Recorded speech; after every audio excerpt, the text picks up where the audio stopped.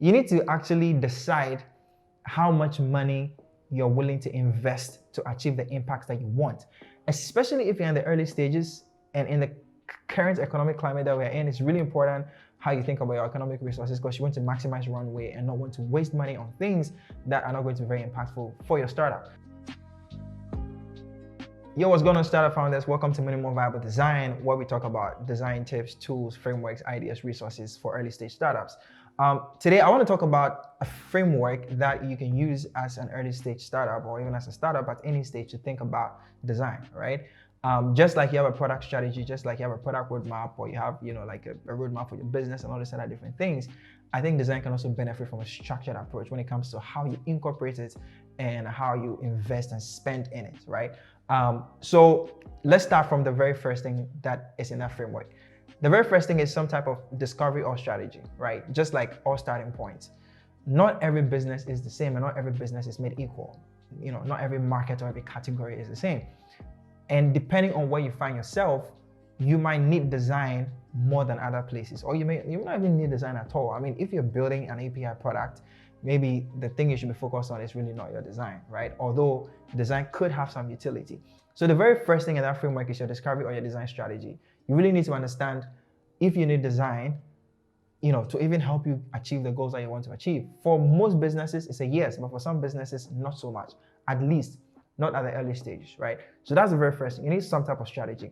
The next thing is, if the answer is a yes, if you're like, hey, for what I'm building, I actually need design to help me make progress, to help me grow, then you need to identify the highest impact areas where you can actually incorporate design. Because design is broad. There are lots of different areas of your business that you can actually apply design. And at different stages of your business, they are going to vary in terms of the impacts that they have on your business. So you need to be able to identify that. So you need to be able to identify the areas where design can have most impact. For some people, it might be the product. For some people, it might be the website. For some people, it might be, the social media marketing. Or for some people, it might be, doing sales deck, because, they rely on lots of like in-person sales. Depending on which category you are in, you need to be able to pick, right? And decide that, hey, this is kind of like where we think design can be very, very useful. So the first thing is you have a strategy. The next thing is you've actually been able to identify an impact area. The third thing, which, is kind of weird in the order of things, is you need to actually decide how much money you're willing to invest to achieve the impacts that you want. Especially if you're in the early stages and in the current economic climate that we're in, it's really important how you think about your economic resources, because you want to maximize runway and not want to waste money on things that are not going to be very impactful for your startup. So I would say, before you even go to doing anything else, once you've identified the impact areas, decide how much you're actually going to spend. Now, this budget can be adjusted later when we move on to the other stages in the framework. But right now, you need to go like, hey, as a founder or as a founding team, we're willing to spend $10,000, $20,000, $15,000 on like solving this actual problem and getting the impacts that we think we can have. So set a budget. Once you set a budget, now scope out a pilot, right? Because you have the area of impact that you've chosen. It could be areas of impact. You've actually decided on the budget that you're going to use to be able to solve this particular problem. Now spend some time actually scoping out what it is that the design project is going to encompass, right? This can involve a lot of different stakeholders, and we can do a completely different video on how to actually scope these out. But you need to put some scope to it, right? We're going to do a website. We're going to do like, a new version of the product. Maybe we need some social media designs. Like, scope this thing out. Once it's scoped out, you're going to compare, right? So this is where you're going to liaise with an expert or an agency, or however you're going to make that decision.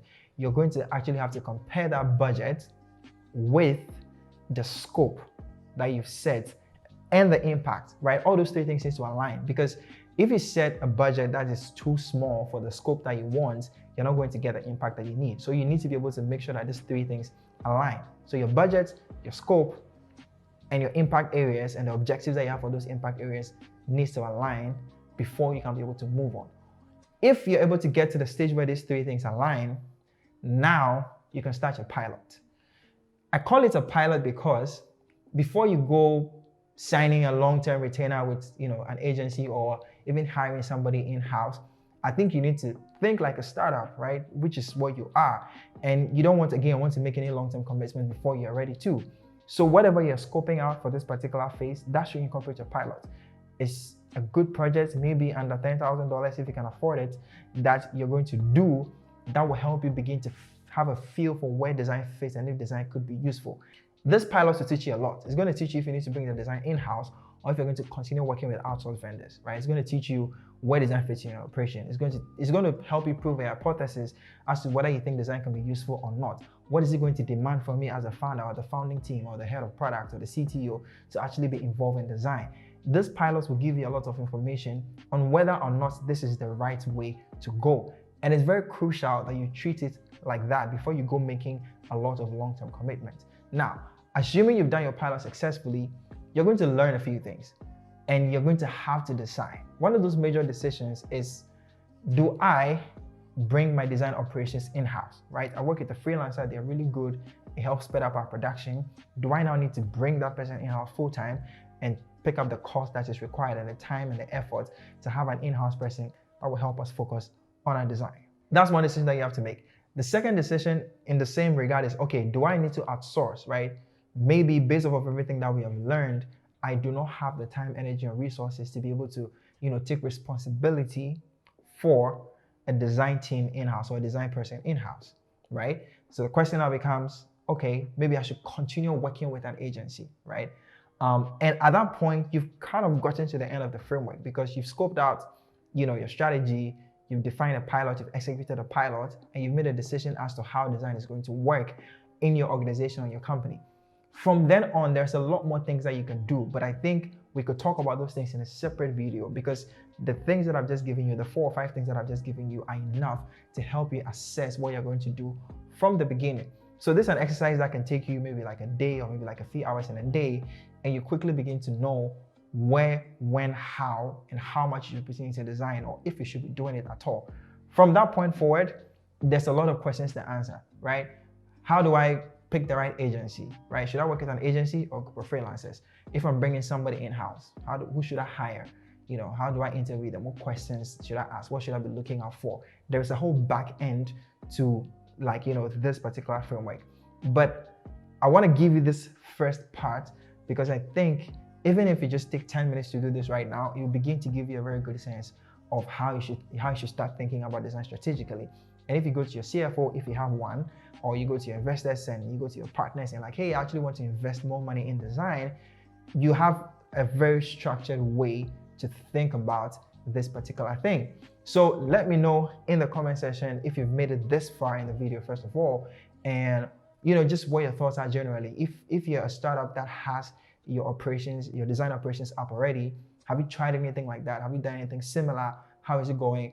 I'd like to hear from you.